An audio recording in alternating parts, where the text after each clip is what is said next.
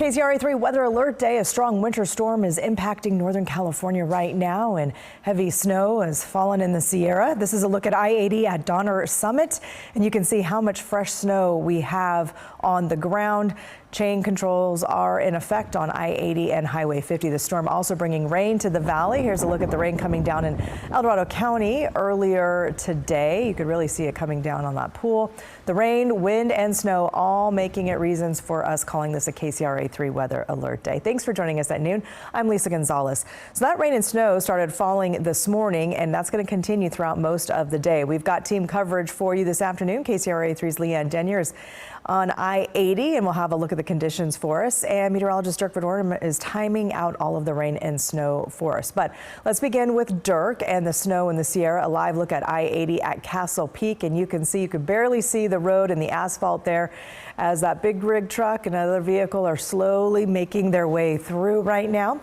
And meteorologist Dirk Verdorn is tracking radar for us. How much snow are we seeing, Dirk? Yeah, we've seen over a foot in some spots. Some of the ski resorts are reporting that, and there's more to come. This is not over. We had a pretty good push this morning. This is heavy, wet snow. If it was a little bit colder, the snow amounts would be much greater. You get the lighter, the fluffier snow, you're going to get some deeper snow with it. But this has been very wet and heavy, and so yeah, so far we've seen some areas getting over a foot of snow, and we're going to continue as we have these waves of precipitation coming in. So right now, most of the snow falling in through Plumas County is fairly light, nothing too heavy. We'll see some pockets. It looks like out by Bucks Lake it's coming down at a pretty good clip, and then sliding over I-80. You can see we have the snow, and it's really coming down heaviest right over Donner Summit. And you saw that picture earlier that we just showed you. Well, here it is again. This is Donner Summit, and we've had gusts 30 to over 40 miles per hour. We've got this big rig. Unfortunately, it looks like it's got some problems, some mechanical problems, so it's just pulled over to the side of the road. It's been sitting there for a couple of hours now, but traffic moving slowly, and that's the name of the game there. If you're traveling in the Sierra, you want to go slow, you want to be safe. Other areas getting some snow here in Alpine County. Bear Valley is getting some of that. Kirkwood along Highway 88 also getting some snow. Expect to have that snow again continue fairly steady. Now it's going to come lighter at times and heavier at times, but it's going to continue through the day today and into tomorrow. We'll take a closer look at how much more we can expect coming up. Now back over to you. All right, Dirk, we're going to check back in with you in a little bit. That heavy snow and whiteout conditions in some places are creating some dangerous road conditions in the Sierra, as Dirk just showed us. KCRA3's Leanne Denyer joins us live along I-80 near Kingville. What's it look like there, Leanne? Well, as soon as we got out of the car, the first thing that I noticed was just how cold it is outside. Even though the wind isn't blowing particularly hard, it really is a cold wind. If you're going to be up in the Sierra, you are going to want to bundle up. I'll give you a look at what we're seeing right now. Oh, just a moment ago, there was a Caltrans truck just over my shoulder, just getting this snow out of the way, trying to keep the roads as clear as possible for the folks that are driving in the Sierra, whether up or down or just here at home, trying to make their way about their daily lives. Definitely very slushy out here at this point.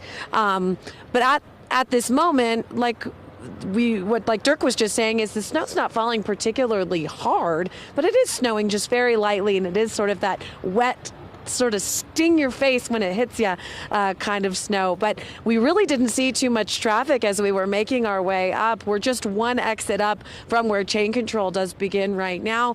Things are looking really quiet, but again, if you are going to be in the area, do be sure to bundle up, because that wind, ooh, you can just feel it in your bones. It's a cold wind, and of course there are slush on the ground, and folks really taking it easy as we are watching all the conditions that are coming and going throughout the day today. That's what we're seeing just off of I-80 right now. We'll send it on back to you in the studio. All right, Leanne, thank you so much, and great description of what it's like up there. While the snow is falling in the Sierra, the valley also, we've seen our fair share of rain today. We had a little bit of a break in the rain the last couple of hours, but it will be returning this afternoon. In San Joaquin County, drivers were dealing with some wet roads today, which led to several crashes in that area. This is a video from Lodi earlier today, and you can see some ponding on the ground and lots of slowdowns. The rain has already arrived, but ahead of it, crews were preparing for the potential of more water rescues if need be. A big concern is for homeless groups living near waterways. Both Sacramento City and Metro Fire Departments have rescue boats ready to go at locations around the city and the county, and just in case, they're going to have to go out there to rescue people and their pets. It's more often than you would think. It's a lot of unhoused members of the community that we pick off some of the islands that don't understand how fast that water can come up. That exact call came in with the rain last week. Sacramento fire crews rescued 7 people who were trapped on an island.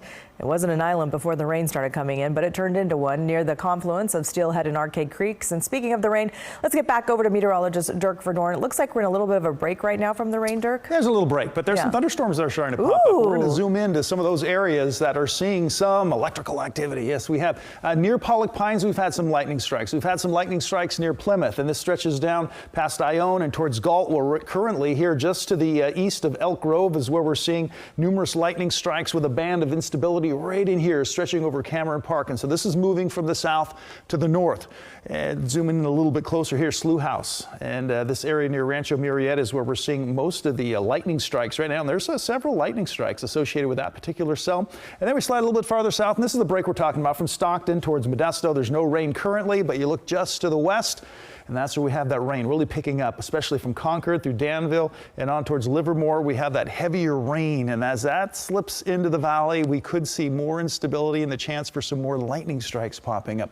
Moving farther north, moving across from Lake County on into Glenn County and Colusa County, we're seeing also those showers, those heavier areas of rain right now moving into Yuba City. So how much rain have we had? Pretty impressive amounts. Over an inch in Modesto, an inch and almost an inch and a third in Stockton, 1.16 in Sacramento, 1.13 in Yuba City, 1.21 in Oroville. Look at these numbers. Blue Canyon over 2 inches, and we've had over 3 inches in Arnold, and Sonora reporting over 2 inches of rain, and there's more to come. We'll time that out coming up. Now back over to you. All right, and remember, you can always get the latest weather alert updates right on the KCRA3 app. When we're not on air, you've got the app for you. You can also track the storm with our interactive radar, and be sure to turn on the push alerts to get the headlines sent straight to your phone. It's free to download, so do it now.